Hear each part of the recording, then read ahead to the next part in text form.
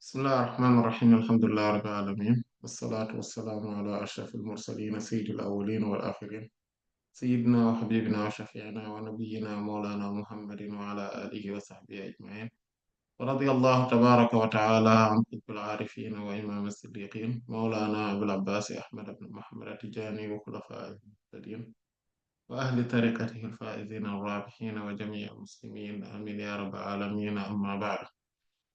Après avoir formulé donc le louange à Allah subhanahu wa ta'ala et adresser les prières et salutations sur notre noble prophète Sayyidina Muhammad sallallahu alayhi wa sallam. Aujourd'hui, Inch'Allah ta'ala, nous allons donc faire notre 65e séance concernant le fiqh léger et ce sera notre deuxième séance sur le chapitre donc des ablutions sèches, at-tayammum. Qui est dans le livre de la Tahara, donc de la purification. Lors de la séance précédente, on avait vu les ablutions sèches, de quoi s'agit-il, et sa légifération, mais aussi l'anecdote concernant donc celle-ci. Et on a également parlé, donc lors de la séance précédente, du fait que c'est rafi', c'est-à-dire non, c'est rafi' lil hadath, c'est-à-dire que c'est quelque chose qui ôte, qui enlève donc l'impureté immatérielle. Mais aussi, on a vu aussi naw'ul badaliya, c'est-à-dire le type de substitution qu'elle constitue. Et on avait vu que c'était temporaire et que ce n'était pas du tout impératif et obligatoire. Aujourd'hui, on va continuer donc sur cette lancée, sur le fait que c'est quelque chose donc qui permet donc de ôter le hadath, c'est-à-dire l'impureté immatérielle. Et donc, euh, il faudrait comprendre donc qu'est-ce que les ablutions sèches autres, comme, être comme impureté. Et dans quel cas de figure les ablutions sèches ont été légiférées. Donc, les cas de figure donc, où elles ont été, dans lesquels plutôt elles ont été légiférées, il y a d'abord quand on a ce qu'on appelle al-hadathul asghar. Donc, ind al-hadathul asghar.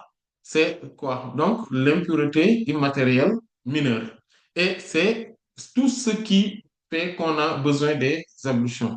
En fait, tout ce qui provoque les ablutions ou tout ce dont on a besoin pour faire pour le faire, dont on a besoin des ablutions, donc on a besoin également, si on a rempli les conditions donc de faire les ablutions sèches, on les fait avec donc les ablutions sèches. C'est-à-dire que les ablutions sèches, c'est un substitut, donc c'est-à-dire que c'est un remplacement ou on peut dire un intérim. Il est un intérimaire ou un intérim par rapport aux ablutions mineures. Et donc, comme on avait vu, les ablutions mineures causent ablutions, euh, euh, donc, c'est-à-dire sont causées par euh, ou plutôt les ablutions mineures sont annulées par l'impureté immatérielle mineure, al-hadathul asghar. Voilà. Et donc, et la preuve donc de cela, que en fait, que quand on n'a pas d'eau ou on n'a pas la possibilité donc de l'usage de l'eau, et donc on peut faire et qu'on a perdu les ablutions mineures, c'est-à-dire donc on a une impureté immatérielle mineure, on peut faire les ablutions sèches, donc on appelle at-tayammum. Parce que pourquoi? La preuve, c'est dans le Coran et dans la sunna aussi du prophète sallallahu alayhi wa sallam.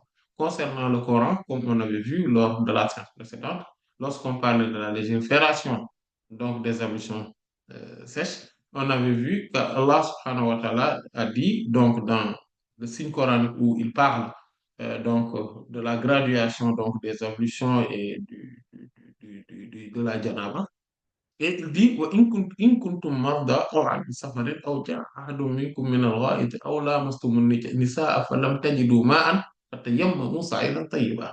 Donc, il dit que si vous êtes malade, ou bien en voyage, ou euh, que quelqu'un d'entre vous vienne des toilettes, ou bien que vous avez eu un contact corporel avec les femmes et que vous ne trouvez pas d'eau, donc dirigez-vous donc vers du sable pur.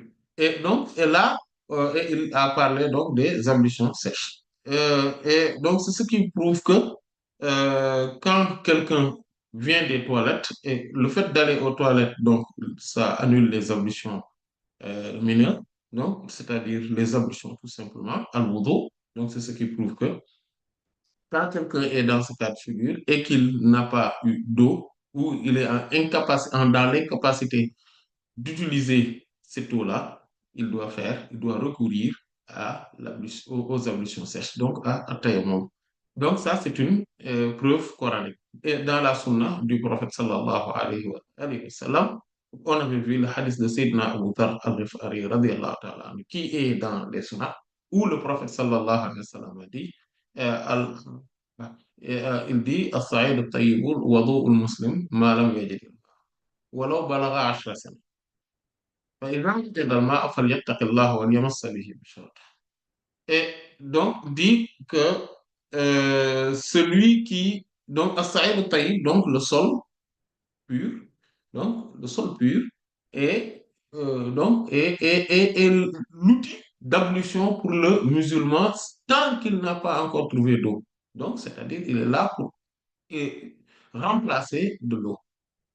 Voilà. Tant qu'il n'a pas de l'eau. Il dit, même si cela atteint 10 ans, mais dès qu'il le trouve, par contre, dès qu'il trouve de l'eau, par contre, qu'il soit précautionneux vis-à-vis de son Seigneur responsable, subhanahu wa ta'ala, Allah subhanahu wa ta'ala, et donc qu'il fasse maintenant, qu'il prenne de l'eau et qu'il en touche son corps. Donc, c'est ce qui voudrait dire que tout ce qui remplace les ablutions, c'est-à-dire cela remplace les ablutions mineures. Pourquoi? Parce qu'il dit que l'outil avec lequel on pratique les ablutions sèches remplace l'outil avec lequel on, donc le matériau, c'est-à-dire qu'on utilise, c'est-à-dire l'eau qu'on va utiliser pour faire les ablutions mineures. Et donc, on voit nettement que cela le remplace. Et d'ailleurs, il y a pas mal de savants qui ont rapporté l'unanimité des savants sur ce sujet, comme Al-Imam Ibn Hazm, Al-Imam Ibn Qudama, ici, Imam Al-Nawawi, etc. Rahmatullah al-Jami'. Donc, qui, eux tous, ont rapporté, ou en tout cas, ont relaté l'unanimité des savants sur ce sujet-là. Et donc, ça, c'est le premier. Le deuxième, c'est Ind al-Hadath al-Akbar, c'est-à-dire auprès des, donc de l'impureté matérielle majeure, c'est-à-dire tout ce qui provoque les les ablutions majeures, voilà, les grandes ablutions, comme par exemple la janaba, comme on avait vu, mais aussi les menstrues, les femmes et le loti. Donc, tout cela, pour les femmes, donc, cela provoque les, les ablutions, euh, les ablutions majeures. Et donc, au moment où cela provoque les ablutions majeures, si on n'a pas la possibilité d'utiliser de l'eau pour faire les ablutions majeures, ou on est dans l'incapacité de l'utiliser, ou bien tout simplement l'eau n'est pas à notre portée, qu'est-ce qu'on fait? On fait les ablutions sèches pour cela. Et donc, si vous voyez, si vous regardez bien le signe coranique qu'on vient de dire, le ayah, c'est-à-dire où Allah subhanahu wa ta'ala dit wa in kuntum junuban fattaharu, c'est comme ça qu'il a commencé. Si vous êtes en état d'impureté majeure, donc c'est de la janaba, donc fattaharu, donc euh, purifiez-vous intégralement le corps, donc c'est-à-dire il faudrait faire les ablutions majeures, le lavage rituel. Et il dit, wa in kuntum marda, si par contre vous êtes malade, ou ala safarin ou bien en voyage, ou jaa ahadun minkum min al-gha'iti, ou quelqu'un d'entre vous vient des toilettes, ou là, mastumun nisaa, ou bien vous avez un contact corporel avec les femmes. Et ce contact corporel avec les femmes, comme Sayyidina Abdullah ibn Abbas radiyallahu anhu a dit, que c'est le Coran qui utilise donc des termes les plus polis possibles pour parler de l'acte conjugal. Mais c'est ce que cela voudrait dire tout simplement. Le contact corporel avec les femmes. Parce qu'il a dit que même vous, la mastum, bon, il y a bien évidemment la qira'a des Mekwa, comme l'imam Ibn Kathir, rahimahullah. D'ailleurs, c'est la récitation ou la lecture que l'imam Shafi'i rahimahullah a récité, où lui, il disait oh, lamastumun nisa, c'est-à-dire que vous vous touchez, c'est-à-dire que vous-même vous êtes vous avez un contact corporel avec une femme. Mais mais la majorité des lectures du Coran disent lamastum, c'est-à-dire vous avez un contact corporel mais mutuel avec les femmes. Donc cette forme de réciprocité avec le mot la massa, parce que la massa, ça veut dire toucher. Voilà, avoir un contact corporel. C'est-à-dire que aller en contact, toucher. Ça veut dire la masse. Mais la masse, ça signifie qu'il y a une réciprocité dans ce contact corporel. Donc, c'est ce qui fait que là, donc c'est Abbas radiallahu anhu, il dit, Allah subhanahu wa ta'ala utilise ces termes-là pour parler du contact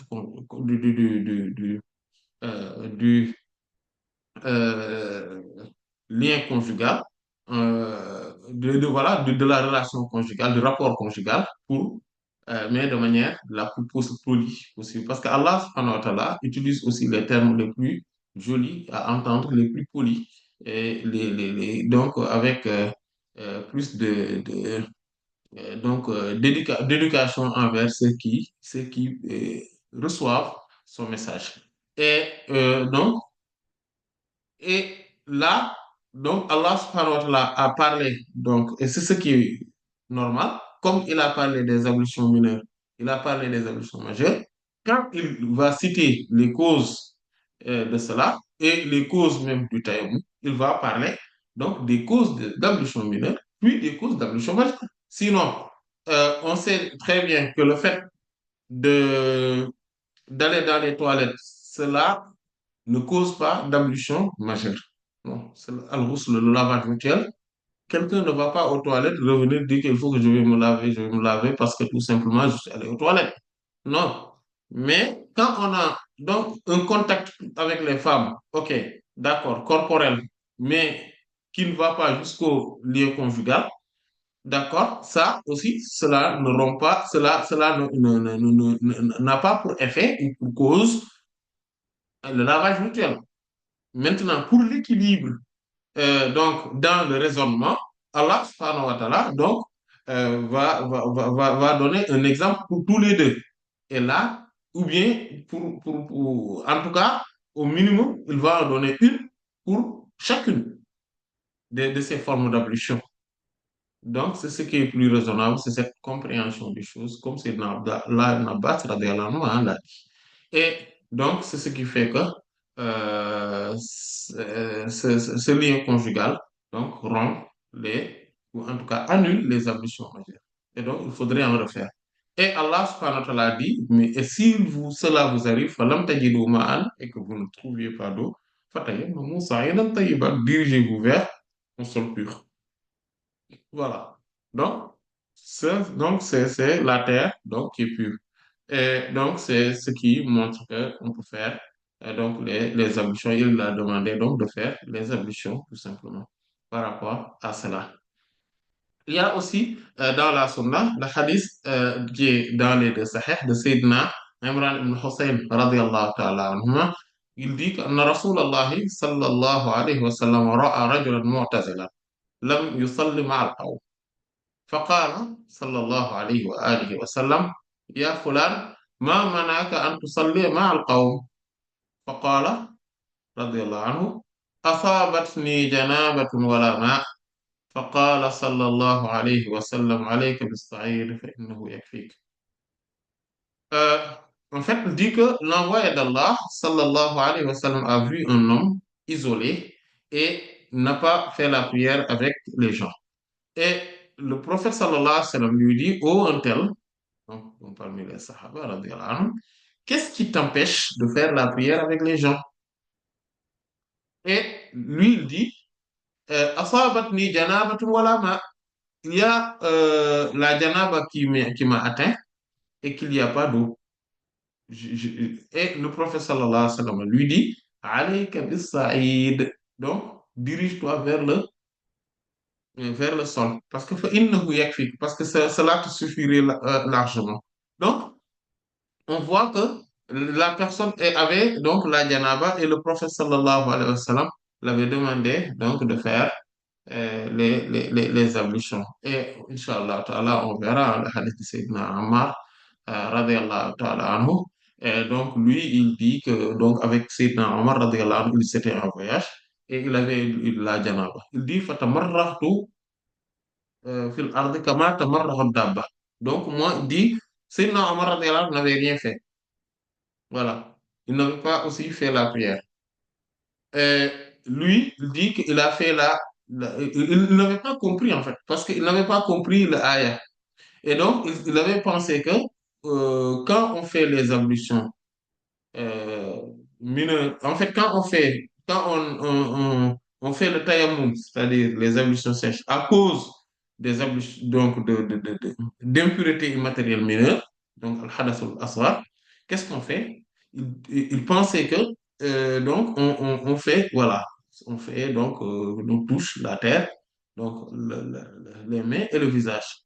Donc, ça, c'est parce qu'on est en, en fait, on remplace les ablutions.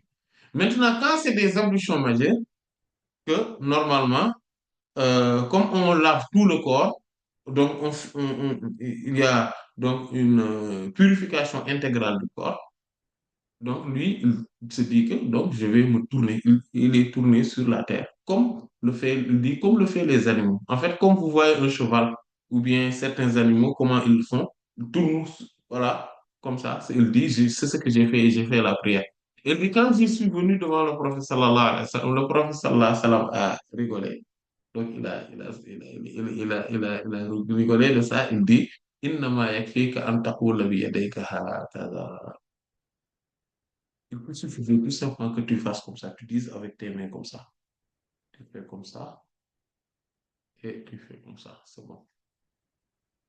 Et donc, ça aussi, donc, c'est un hadith aussi qui est dans les deux sahih et ça montre carrément donc, euh, cet aspect-là. Maintenant, il y a des questions annexes qui tournent autour donc, de la janaba et les ablutions sèches. Voilà.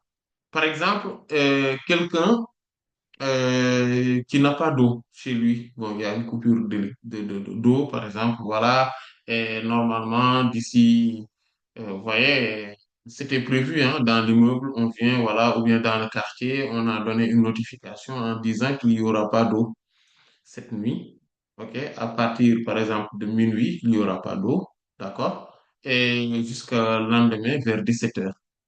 Donc, vous voyez, donc, on vient de le voir, on n'a pas prévenu, on n'a pas prévu d'avoir de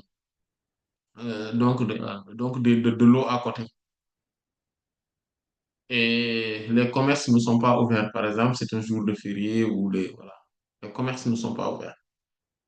Qu'est-ce qu'on fait? Voilà. Et on n'a pas d'eau à côté, ni avec soi. Les voisins aussi sont pris au dépourvu. On n'a pas d'eau. Ou bien le peu d'eau qu'on a, c'est pour boire. Et on ne peut pas se laver avec. Parce que sinon, voilà, il y aurait eu des complications. Qu'est-ce qu'on va faire? Euh, on est marié et on a envie d'avoir des relations conjugales avec son époux ou son épouse. Qu'est-ce qu'on fait? Voilà. Et c'est ça qu'on appelle mas'alatu faqidil ma'. C'est-à-dire, c'est le sujet ou la question donc des relations conjugales de celui qui n'a pas de, donc d'eau, qui n'a pas d'eau. Ou bien, tout simplement, on peut être en voyage, en famille ou voilà, avec son épouse, vous voyez, ou son époux, etc. À un moment donné, voilà, on est en voyage dans un camping-car, voilà, il n'y a pas d'eau, etc. Vous voyez? Voilà, il y a tellement de conditions qui peuvent faire qu'on soit dans cette situation, qu'on se retrouve dans cette situation. Et qu'est-ce qui se passe? Est-ce qu'on va se dire, ah, comme on n'aura pas d'eau, donc on ne peut pas faire, euh, on ne peut pas, voilà, c'est bon, on ne peut pas avoir des relations conjugales. Voilà. Donc, c'est bon, on va attendre jusqu'à ce que l'eau revienne. Non. Voilà. Et ça, en tout cas, les quatre écoles donc, juridiques, c'est-à-dire à savoir les Hanafites, les Malikites, les Shafi'ites et les Hanbalites, rahmatullah alayhim, et même certaines Zahirites, d'ailleurs, ou même l'intégralité des Zahirites, rahmatullah alayhim, donc soutiennent cette thèse-là. En fait, ils soutiennent cette parole-là en disant que, en fait, dans ces cas de figure-là aussi, il est autorisé donc de voir les relations conjugales. Il n'y a aucune interdiction là-dessus, ni aucune limitation aussi concernant ce sujet-là. Parce que tout simplement, on peut perdre les ablutions, tout simplement les ablutions mineures, et on aura besoin aussi de recourir à de l'eau. Si on n'a pas de l'eau, qu'est-ce qu'on fait? On fait les ablutions sèches. C'est pareil ici aussi. Et donc, parce que Allah subhanahu wa ta'ala nous dit que si vous n'avez pas d'eau, falam tajidu ma'an, si vous n'avez pas d'eau. Donc, et donc, et il nous demande, il nous dit, fatayammamu sa'idan tayyiban. Donc, dirigez-vous vers un sol pur. Famsahu bi wujuhikum wa aydikum minhu. Et passez-y donc vos mains et donc sur vos visages et sur vos mains de cette terre. Voilà. Et il rajoute quelque chose de très important pour dire qu'il n'y a aucun grief, aucune gêne qui devrait être causée par rapport à cela. Il dit ما يريد الله ليجعل عليكم من حرج ولكن ليطهركم وليتم نعمته عليكم ولعلكم تشكرون. Donc, Allah subhanahu wa ta'ala ne veut pas vous mettre, en fait, mettre sur vous aucune forme de gêne ou de grief, mais il veut tout simplement pour vous la purification. Il veut justement vous purifier. C'est tout ce qu'il veut pour vous. Donc, en fait, au moment où la terre peut nous purifier, au même titre que l'eau, si l'eau est absente, qu'est-ce qu'on fait? Donc, il n'y a pas de raison qu'on nous prive quoi que ce soit parce que Allah subhanahu wa ta'ala ne veut pas de nous donc, de la gêne ou des griefs. Voilà. Ça aussi, il faudrait donc le comprendre. Et Allah, donc, aussi, il y a celui qui n'a pas d'eau. Euh, euh, et, et maintenant, celui qui a la janaba. Donc, celui qui a la janaba, euh, lui est obligatoire automatiquement donc, de, de- de se laver dès qu'il a de l'eau. Voilà. Quand il fait le tayammum pour la prière ou quoi que ce soit, en fait, il lui est obligatoire de prendre donc de l'eau, en tout cas, et de se laver dès qu'il en trouve ou dès qu'il en a la capacité.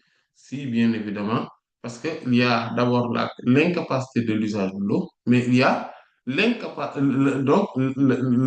l'absence de l'eau, ça c'est une chose, mais parfois il n'y a pas d'absence d'eau, mais il y a tout simplement l'incapacité donc de son usage. Voilà. Et si on est incapable d'utiliser de l'eau, c'est comme si on n'a pas d'eau. Et ça aussi, cela relève de l'unanimité des savants. Et ça aussi, c'est très important de le savoir. Ça fait même partie des questions les plus importantes de, des ablutions sèches. C'est que tout ce qui provoque les ablutions mineures ou les ablutions majeures provoque le tayammum, les ablutions sèches.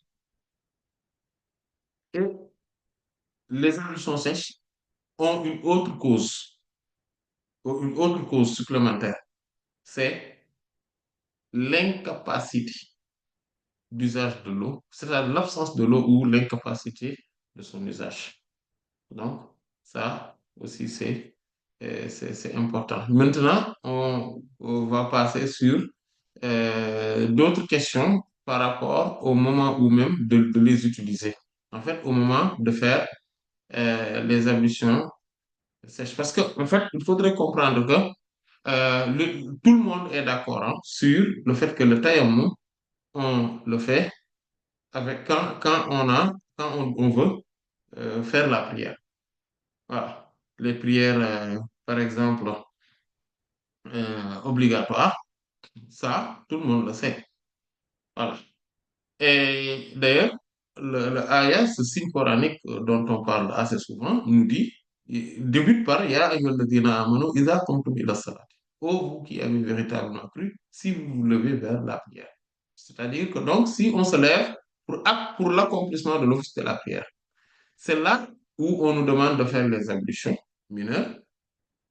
Si on est en état de janaba ou quelque chose qui a le même statut, comme les menstrues, etc., on fait les ablutions. Donc,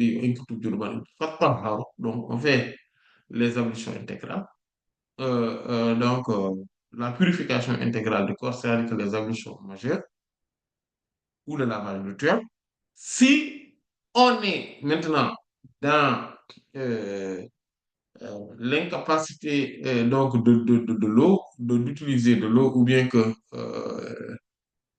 il y a beaucoup, en fait, où il y a l'absence de l'eau, là, à partir de ce moment-là, on fait recourir aux ablutions sèches, donc le tayammum.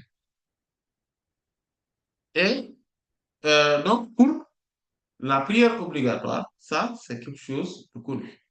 Voilà, les cinq prières, donc les cinq prières quotidiennes.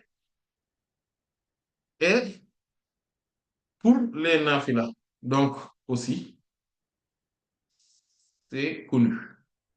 C'est-à-dire que quelqu'un qui veut se lever, faire euh, une nafila quelconque, quelle que soit d'ailleurs cette nafila qui est légiférée, par exemple, quelqu'un qui rentre dans une mosquée et qui doit faire la nafila, donc il peut faire le tayammum pour faire donc les ablutions sèches pour faire les deux rakas. Voilà, etc. Donc, ou bien tout simplement, n'importe quel nafila, c'est-à-dire que quand quelqu'un se dit, bon, écoutez, moi, j'ai envie de faire la prière, voilà, j'ai envie de faire, par exemple, euh, 10 rakas ou 20 rakas, etc. Et il est dans un état où il ne peut pas faire les ablutions, ni mineur ni majeur. Qu'est-ce qu'il fait? Il fait les ablutions sèches et il fait ses nawafil. Ça aussi, il n'y a pas de doute là-dessus. Il y a de l'unanimité chez les savants sur ce sujet-là. Par contre, il donne des précisions sur certaines choses. Par exemple, les deux rakas de tawaf, ils disent il faudrait regarder le moment où c'est autorisé. C'est comme aussi des nafilas, le moment, en fait, on le dit de manière générale parce que c'est des moments autorisés aussi. Les moments où c'est autorisé. En fait, il y a des moments où la nafila n'est pas du tout autorisée.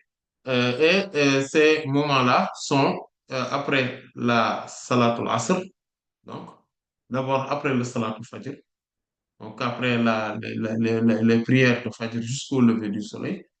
Le moment du lever du soleil, là, c'est même illicite, le moment du lever du soleil. Avant, c'est juste euh, d'être, comment dire, prohibé, macro. Mais là, le moment du lever du soleil, c'est haram. C'est totalement illicite. Donc, interdit de manière formelle. Le moment du zénith aussi, c'est interdit de le faire, prohibé. Le, après la prière de Asr jusqu'au coucher du soleil et au moment du coucher du soleil aussi. Au moment du coucher du soleil, c'est totalement interdite, illicite. Voilà. Après, il y a un autre moment, chez les Malikites et les Shafi'ites, rahmatullah alayhim, le sixième moment, c'est-à-dire, c'est avant la prière de Maghrib. Mais pour les Hanafites et les Hanbalites, et aussi surtout c'est ce que les Zahirites et d'autres rahmatullah alayhim soutiennent.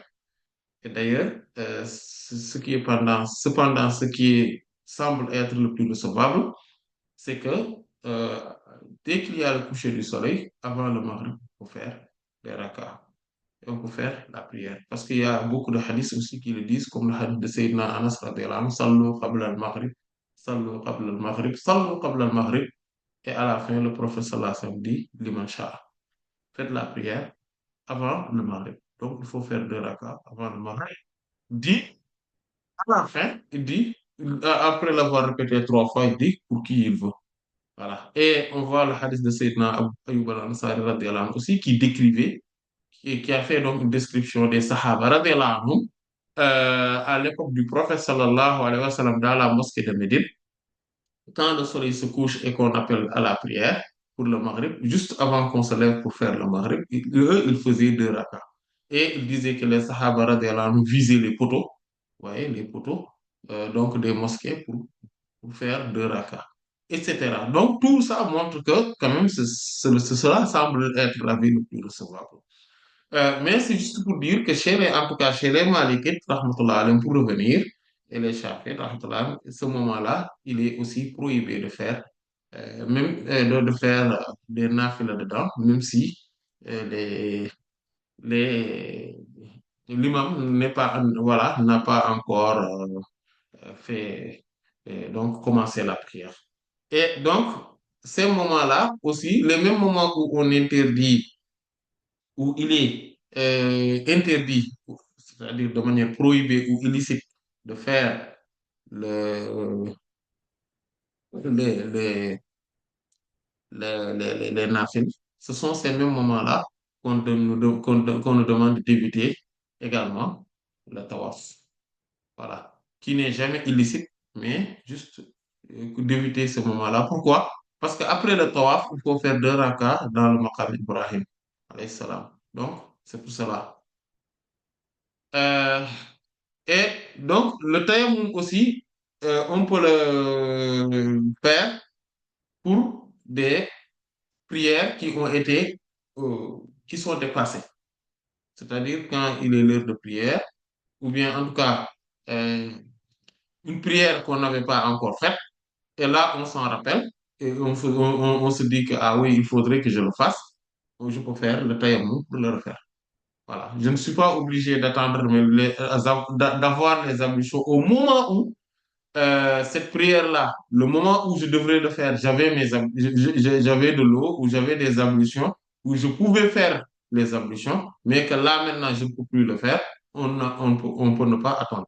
On ne va pas se dire on attend avoir de l'eau pour faire, pour refaire ou bien pour faire les prières que j'ai ratées. Non, on peut faire les ablutions sèches pour faire aussi les prières ratées.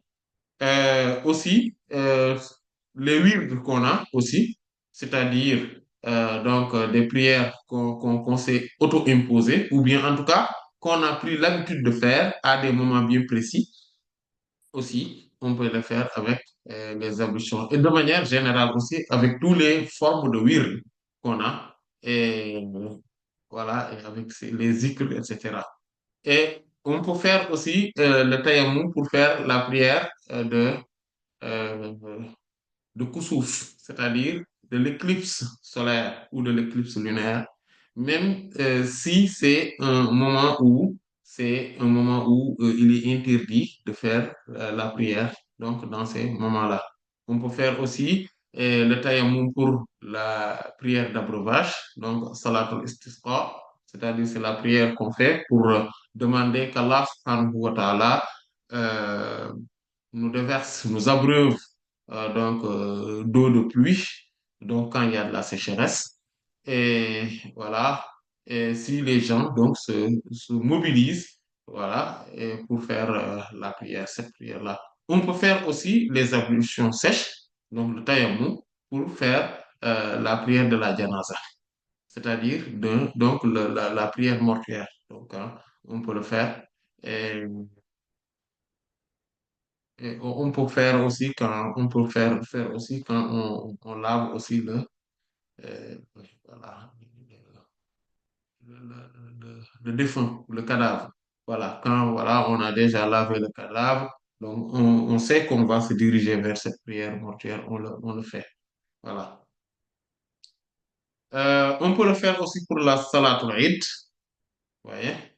Mais il faudrait attendre qu'on rentre dans l'horaire prescrit, c'est-à-dire le moment où on devrait faire euh, cette salade-là. Ou bien quand on avait l'habitude où on avait dit, ou on avait fait une promesse à Allah subhanahu wa ta'ala qu'on va faire tel acte d'adoration, comme par exemple une prière euh, de tel temps de raka.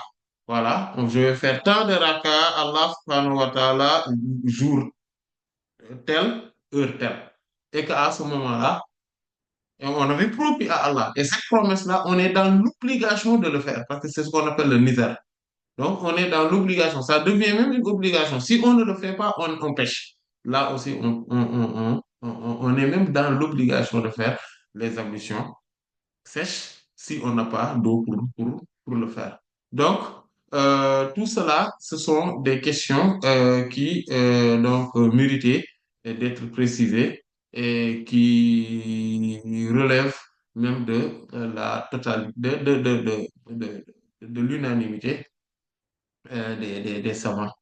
Maintenant, revenons aux prières obligatoires. Maintenant, revenons aux prières obligatoires. La question, c'est, est-ce que on va retarder l'heure? Par exemple, euh, il est l'heure de Zuhr. On n'a pas d'eau. Ou bien il y a donc, il y a des coupures d'eau, par exemple. Qu'est-ce qu'on fait? On va se dire, bon, on attend un peu.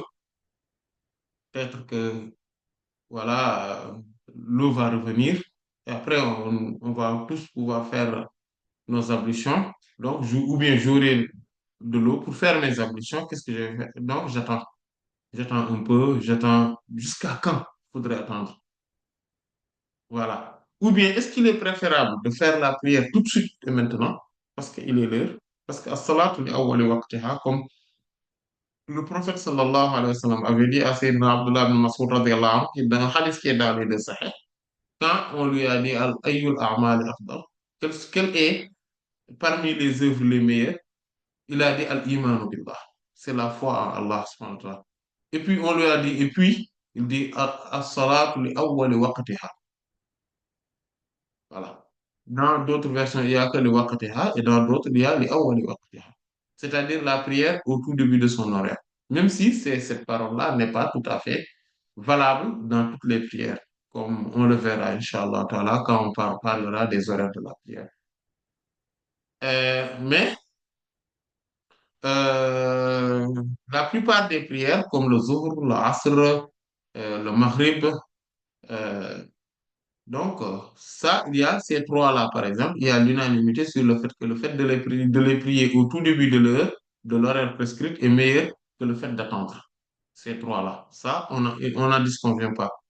Voilà. Les divergences reviennent surtout sur le Fajr, sur le Subh, et notamment donc sur le Subh, voilà, et parfois sur le Isha. Voilà. Mais sur les trois-là, que je viens de citer, en tout cas que j'ai cité précédemment, à savoir le Zuhr, le Asr et le Maghrib, ça, il n'y a pas de divergence là-dessus. Donc, on va donner cet exemple-là. On va attendre un peu, ou bien on va le faire maintenant. On va faire la prière maintenant. Qu'est-ce qui est meilleur? Si on attend, il n'y a pas de souci. Tant qu'on est dans l'horaire prescrit, on n'aura pas de péché, même si on a de l'eau, d'ailleurs, par ailleurs. Mais qu'est-ce qui est meilleur? C'est ça la question. Et là, on va donner l'avis donc des Malikites sur cette question-là. Eux, ils ont dit il faudrait distinguer les cas de figure. Il y a trois cas de figure. Il y a celui qui, donc, c'est-à-dire, c'est le premier cas de figure, c'est al-ya'su min wujudil ma, c'est-à-dire le fait qu'on est désespéré de retrouver de l'eau. Si on est dans un cas où on désespère de retrouver de l'eau, où on sait qu'on a une maladie qui ne va pas guérir ou demain, après-demain, etc. Ou donc là, et il faudrait donc l'usage donc donc de la terre, du sol, ou on le verra aussi, Inch'Allah, ce qui permet de faire les ablutions sèches. Quelles sont quelles sont les parties de la terre qui permettent, voilà, avec lesquelles, qui peuvent permettre en tout cas, qui peuvent servir d'outils pour faire les ablutions sèches, Inch'Allah, on le verra. Mais sur cette question-là, euh, qu'est-ce qu'on doit faire? Voilà. Enfin, là, donc si on se dit que, voilà, de toute façon, on sait que on ne va pas guérir, ou bien on n'a pas, on n'aura pas de toute façon euh, de l'eau d'ici quelques heures, d'ici la fin de l'horaire, etc. Ça, par contre, le meilleur pour cette personne-là, ou quelqu'un qui est dans ce cas de figure, c'est quoi? C'est de faire, c'est ta'jilu salati bi awwali waqtiha. C'est-à-dire faire la prière obligatoire, donc accomplir l'office de la prière, donc à l'horaire, donc au début de l'horaire, donc au début de l'horaire prescrit. Et la deuxième, c'est at-taraddudu fi wujudil ma. C'est-à-dire quand on est dans l'incertitude de retrouver de l'eau. C'est-à-dire, on se dit que euh, peut-être qu'il y aura de l'eau, parce que d'habitude, bon, je sais pas, voilà, parfois, parce que souvent, quand il y a une rupture d'eau comme ça, ou bien quand on manque d'eau comme ça, bon, voilà, normalement, d'habitude, il y a des cas de figure où que l'eau revienne avant la fin de l'horaire prescrit. Ou bien, parfois, ça revient, ça peut revenir tardivement. Donc là, on est dans des doutes. Voilà. On est dans des doutes ou on est en tout cas dans des conjectures ou dans une opinion dont on est plus proche du doute que de l'espoir. Ouais, que de l'espoir de retrouver de l'eau.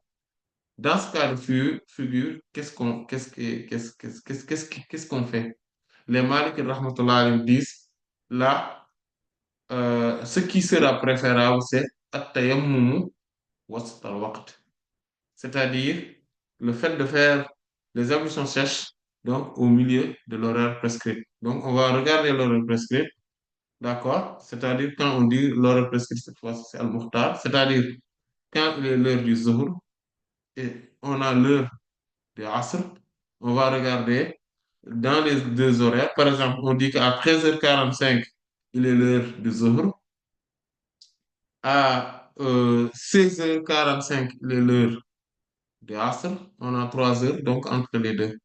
Donc, on va donc, à partir de la première heure, là, on va rajouter 1 heure et demie. Vous voyez? Parce que 3 heures, on divise par deux.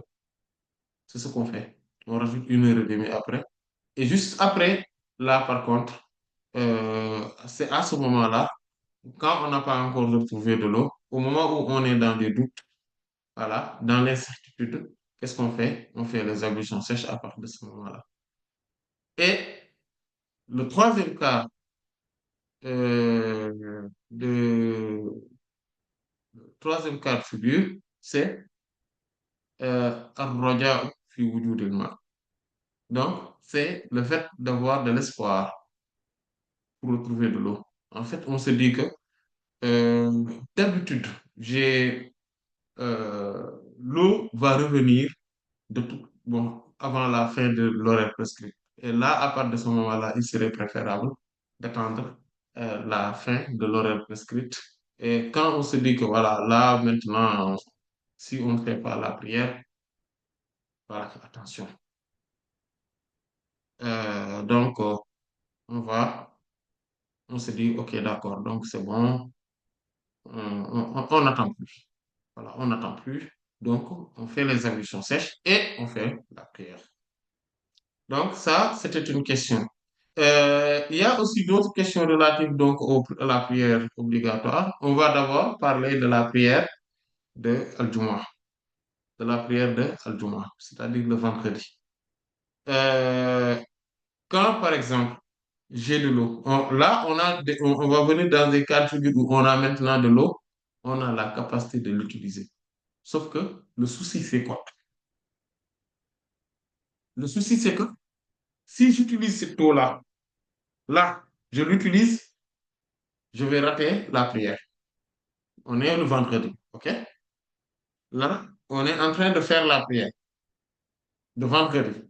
Si je fais mes ablutions, aussi rapide soit-je, quelle que soit ma rapidité, donc, de mon application, donc, des ablutions une heure, ou du lavage rituel, je vais être en retard et je vais trouver que l'imam s'est déjà relevé de la deuxième raka. Donc, du recours de la deuxième raka. Donc, je vais rater le vendredi. Ou bien tout simplement, je vais rater toute la prière. Qu'est-ce que je vais faire? Est-ce que je vais faire le tayammum et avoir au minimum une raka, donc ou bien en tout cas, trouver l'imam quelque part dans la prière et avoir mon vendredi, ou bien je vais utiliser l'eau et je vais rater la prière du vendredi, et par conséquent, je n'aurai plus de vendredi. Or, la prière du vendredi est la prière la plus importante parmi les toutes. C'est la prière la plus obligatoire d'ailleurs en groupe. Tous les savants sont unanimes sur le fait que la prière de vendredi en groupe est obligatoire chez l'homme. Ce sont les autres prières qu'ils ont des divergences sur le caractère obligatoire ou pas. C'est-à-dire de le faire en groupe. Mais le vendredi, ça tout le monde le sait, c'est la prière la plus obligatoire en groupe. Et personne n'a dit que ce n'est pas obligatoire, c'est juste préférable. Non. Tant qu'on a la possibilité d'aller faire la prière de vendredi, à la mosquée, il faut y aller. On peut pas on peut pas se permettre autre chose. Maintenant, dans ce cas de figure, d'un cas, quelle est la solution? C'est ça la question. La réponse est la suivante. Selon l'unanimité des savants, d'ailleurs, certains ont dit il y a l'unanimité des savants, comme l'imam Ibn al-Munzir, il dit que l'imam Abu Sawr, rahimahullah, a dit qu'il ne connaît pas de divergence. Il dit que là, alamu khilafa, anna rajulan, law ahdatha yawm al-jum'ati wa khafa fawtaha, an laysa lahu an yatayammama wa yusalli. Voilà. Il dit que Imam Abu Saour, rahimahullah, dit que je le connais. Imam Abu Saour, c'est comme les Imam Malik, Imam Shafi'i, Imam Abu Hanifa, Imam Malik, Imam Ahmad ibn Hanbal. C'est comme eux, en fait. Imam Sufyan ibn Uyayna, Sufyan ibn Sa'id al-Thawri, Imam al-Tabari, etc. En fait, voilà, Imam Daoud ibn Ali al-Zahiri, Imam al-Awza'i, etc. En fait, c'est même Imam ibn Mubarak al-Marwazi. Voilà. Tous ces grands imams-là qui ont des mazhab. Voilà. L'imam Abu Saoud aussi, il l'a. Voilà. Rahimahullah. Il dit, je ne connais pas de divergence sur le fait qu'un homme, s'il perd ses ablutions le jour du vendredi et qu'il a peur, donc c'est la prière l'échappe, que, euh, qu'il n'a pas le droit quand même de faire le tayammum et de faire la prière. Enfin, qu'il y ait ce droit-là, non, il ne le connaît pas. En fait, que tout le monde est d'accord sur le fait que euh, il doit faire les ablutions ou bien il doit faire le lavage rituel et il va faire la prière, même, même si euh, il va rater le vendredi. Et en tout cas, ce qui est connu, c'est que les quatre mazhabs sont d'accord sur ce sujet-là. Pourquoi? Parce que Allah subhanahu wa ta'ala a dit, donc si les moments, c'est-à-dire que quand on doit faire les ablutions, il faudrait les faire. يا أيها الذين آمنوا إذا قمتم إلى الصلاة فاغسلوا وجوهكم وأيديكم إلى المرافق وامسحوا برؤوسكم وأرجلكم إلى الكعبين. Il dit, quand on est en état de janaba, il faut faire le lavage rituel, les ablutions majeures. Donc, la purification intégrale du corps. وإن كنتم جنبا فتيمموا. Les ablutions sèches, il dit, فلم تجدوا ماء فتيمموا. Si vous ne trouvez pas d'eau, donc faites les ablutions sèches. Et ça, c'est ce qu'on appelle mafhoumu sifa. Et ça peut être même mafhoumu shart. C'est-à-dire, c'est une parole implicite d'Allah subhanahu wa ta'ala. C'est-à-dire qu'il y a la parole explicite, c'est-à-dire que si vous ne trouvez pas d'eau, dirigez-vous vers la terre ou le sol pur et faites vos ambitions sèches. Ça, c'est la parole explicite. Et la parole implicite, donc c'est ce qu'on appelle le fou, d'accord? Et c'est quoi? C'est si vous trouvez de l'eau, vous n'avez pas le droit de faire les ablutions sèches. C'est ça ce qu'on comprend par derrière. Parce que le fait de faire des ablutions sèches est une condition sine qua non. Le fait, c'est-à-dire l'absence de l'eau ou ce qui pourrait avoir le même statut que l'absence de l'eau. C'est quoi? C'est l'incapacité d'utilisation de l'eau. Et justement, et justement, cette question-là, c'est exactement ce qui revient sur la question de la prière dans l'horaire prescrit. Par exemple, je me lève le matin, j'ai la jana. Je me lève le matin, je dois faire mes ablutions. Par contre, pour que le shuruk, donc le lever du soleil, il y a, il me reste que 2 minutes. Si je fais mes ablutions ici, même les plus raccourcis possibles, hmm, ce qui va se passer, c'est quoi? C'est que l'horaire prescrit va passer. Je n'aurai pas le temps de faire ma prière. Ne serait-ce qu'un premier raka. Une première raka. Ce que je fais, à, à partir de ce moment-là, hmm, euh, la majorité des Malikites, rahmatullah alayhim, eux, ils disent, on privilégie la tahara, la purification. Au moment où, non, dit, on privilégie plutôt l'horaire. Ils disent parce que l'horaire n'a pas de remplaçant. Alors que les évolutions ont un remplaçant. Un remplaçant, c'est le tayammum.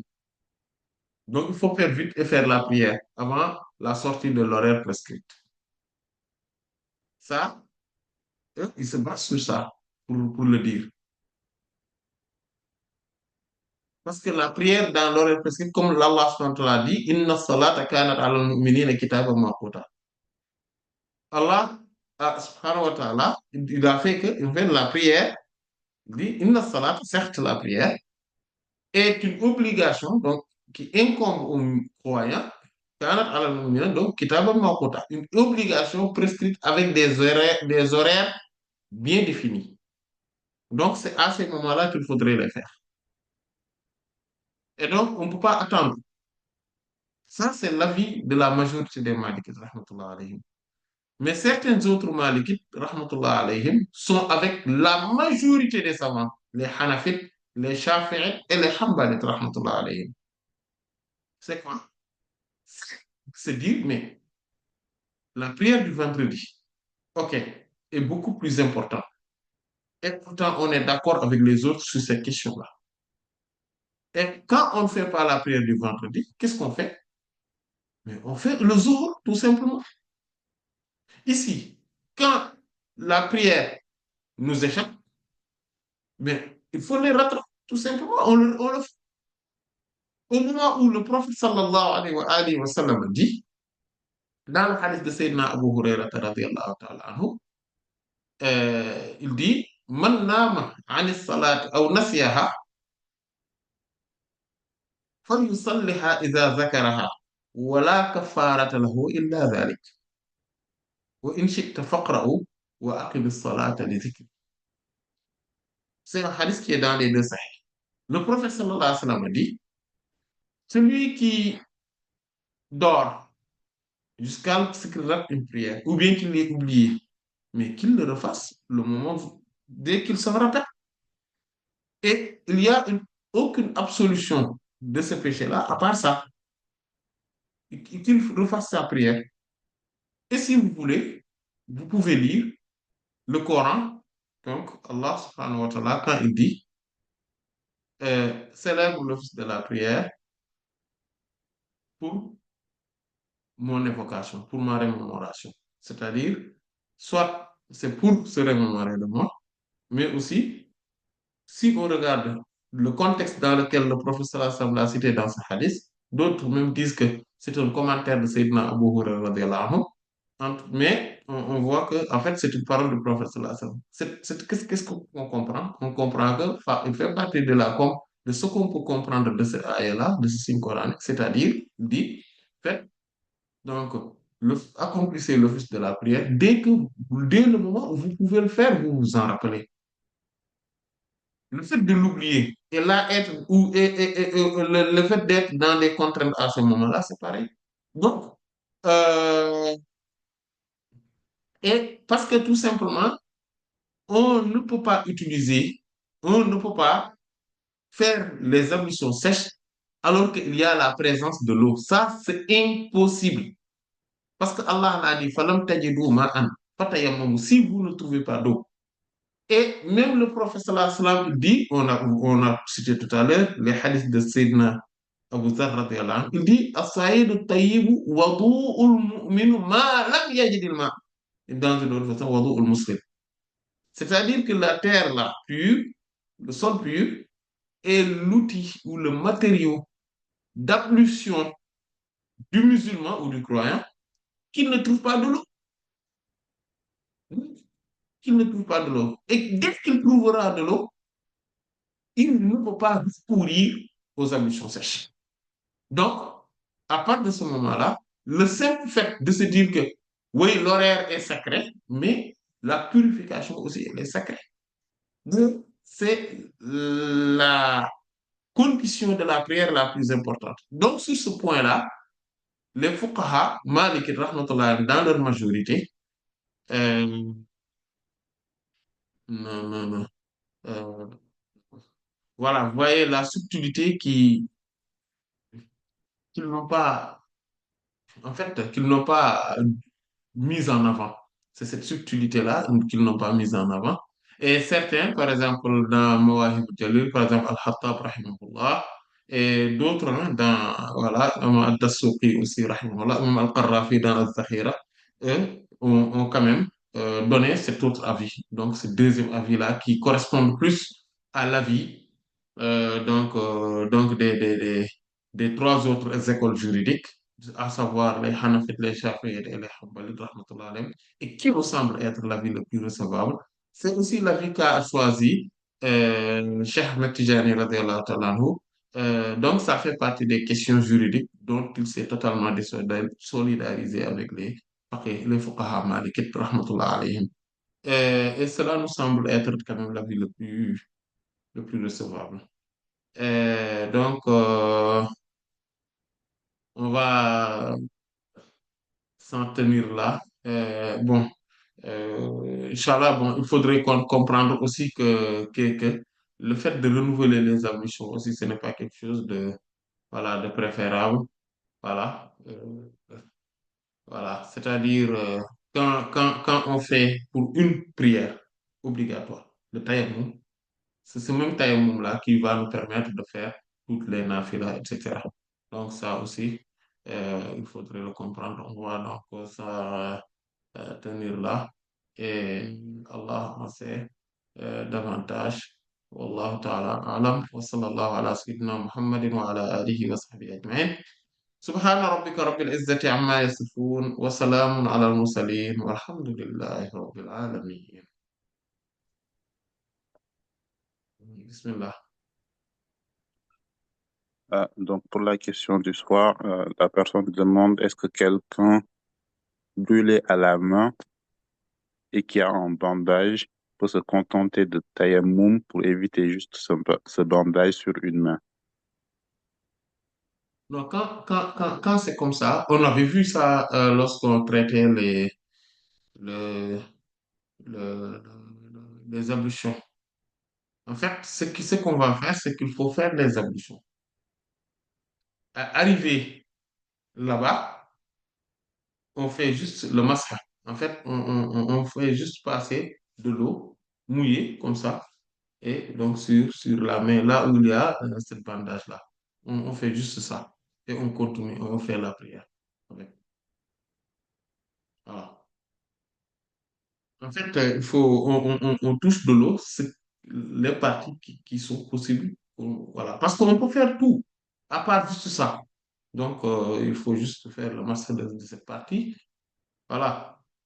D'ailleurs, c'est pour cela, si vous vous rappelez, on avait dit aussi que quand on voit les médecins aussi à part de ce moment-là, il faudrait bien qu'ils comprennent ce qu'il faut faire et ce qu'il ne faut pas. Par exemple, pour par exemple une partie, d'accord, de cette doigt-là, par exemple, l'auriculaire, juste une partie, une petite partie là en haut, on va pas faire une bande pour toute la main ou pour tout le doigt, etc. Non. Voilà. Bon, si toutefois maintenant le médecin, lui, pense que il y a que ça comme solution, voilà, là, on le fait. Mais on va faire les ablutions jusque la partie concernée, on va juste mouiller de l'eau, comme ça, et faire passer, comme on fait avec la tête et les oreilles. Wallahu ta'ala alam. Wa sallallahu ala sayyidina Muhammadin. وعلى آله وصحبه أجمعين. سبحان ربك رب العزة عما يصفون، وسلام على المرسلين والحمد لله رب العالمين.